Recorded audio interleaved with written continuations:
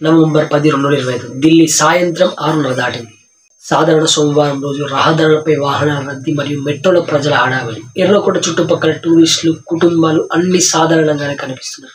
కానీ ఆ క్షణానికి మాత్రమే 6:52 PM ఒక భయంకరమైన శబ్దం. ఒక క్షణంలో ఢిల్లీ గుండె మధ్యలో చీకటి చెలరేగింది. Hyundai i20 car, Haryana number plate ఉన్న ఆ కారు గేట్ నెంబర్ 1 దగ్గర సిగ్నల్ వద్ద ఆగి ఉంది. సీసీటీవీలో 6:41కి అది కనిపించింది. తర్వాత 11 నిమిషాల సైలెన్స్. అకస్మాత్తుగా 6:52 PMకి అది పేలింది. అది కేవలం ఒక కార్ ఎక్స్ప్లోషన్ కాదు, అది ఢిల్లీని కుదిపేసిన బాంబ్ బ్లాస్ట్. దాదాపు చాలా వాహనాలు తగలబడ్డాయి, దుకాణాలు, గాజులు విరిగిపోయాయి, మంటలు 20 అడుగుల ఎత్తుకు ఎగిశాయి. అక్కడ సిగ్నల్ రెడ్ అవ్వగానే కారు ఒక్కసారిగా పేలిపోయింది. శబ్దం అంత ఎక్కువగా ఉంది, చెవులు మూసుకున్నా విన్నట్టే ఉంది అని. చుట్టూ పొగ, రక్తం, చెల్లా చెదురుగా మానవ శరీర భాగాలు. భయంకర దృశ్యం అని అన్నారు. ప్రభావం ఎంత పెద్దదిగా ఉంది అంటే 8 మంది అక్కడికక్కడే ప్రాణాలు కోల్పోయారు. 20 మందికి పైగా తీవ్రంగా గాయపడ్డారు. వారిలో కొందరు ఇంకా ఐసీయూలో ప్రాణాలతో పోరాడుతున్నారు. వీరందరూ లోక్ నాయక్ RML ఆసుపత్రిలో క్షణం లెక్కిస్తున్నారు.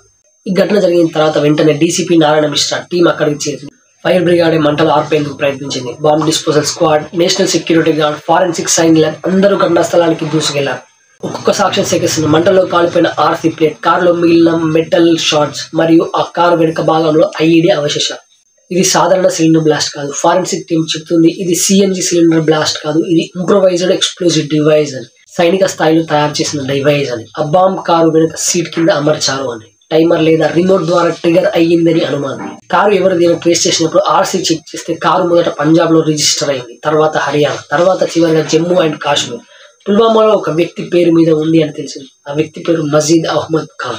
ఆయన 3 నెలల క్రితం నుంచి కనిపించడం లేదు. ఇప్పుడు పోలీసులు ఆ లింక్ ట్రేస్ చేస్తున్నారు. ఈ ఇన్సిడెంట్ జరిగిన తర్వాత ప్రధాని నరేంద్ర మోదీ వెంటనే భద్రతా అధికారులతో meeting, home minister Amit Shah, NIA, IB-RA అధికారులతో సమీక్ష. NIA స్పెషల్ టీం ఇప్పటికే surveillance data, call records, social media activities ని అనలైజ్ చేస్తుంది. ఈ ఇన్సిడెంట్ జరిగిన తర్వాత Delhi, Haryana, Jammu and Kashmir high alert. Red fort చుట్టూ మొత్తం సెక్యూరిటీ పెంచబడింది.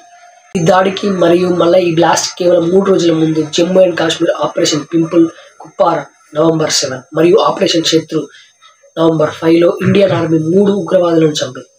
ఇప్పుడు సెక్యూరిటీ వర్గాలు చెబుతున్నాయి ఈ దాడి వాటికి ప్రతీకార చర్యగా ఉండొచ్చు అని. NIA and Delhi police special cell 3 అనుమానితుల ప్రొఫైల్స్ గుర్తించాయి. పుల్వామా, బరిముల్లా మరియు గాజియాబాద్ ప్రాంతాల్లో హానర్ ఫోన్ల టవర్ డేటా విశ్లేషిస్తున్నారు. CCTV లూప్స్, ఫుటేజ్, పాస్ చేసిన వాహనాల నెంబర్ ప్లేట్లు ఒక్కొక్కటిగా చెక్ చేస్తున్నారు. ఇది కేవలం ఢిల్లీ దాడి కాదు, ఇది దేశ భద్రతకు ఒక వార్నింగ్ సిగ్నల్.